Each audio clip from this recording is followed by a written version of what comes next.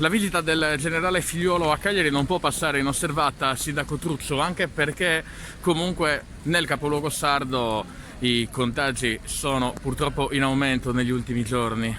Sono in aumento un po' ovunque, è normale che siano in aumento anche nella città più grande della Sardegna.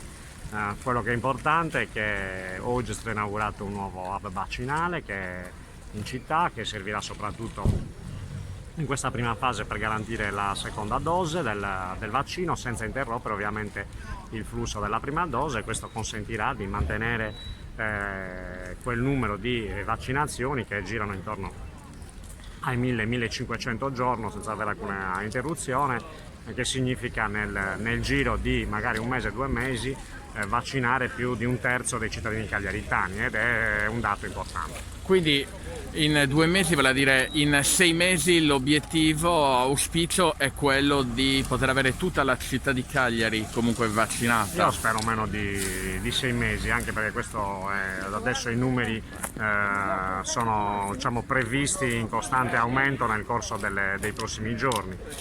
Oggi la Regione Sardegna vaccina circa 6.000 persone, subito dopo Pasqua si pensa di arrivare a 9.000 e per arrivare poi a 15.000 entro fine mese. È chiaro che 15.000 in un mese, 15.000 giorni in un mese significa fare sostanzialmente 350.000 a 400.000 vaccini, almeno la prima dose al mese, e 200.000 sono stati già vaccinati, saremmo quasi a metà della popolazione, almeno con la prima dose.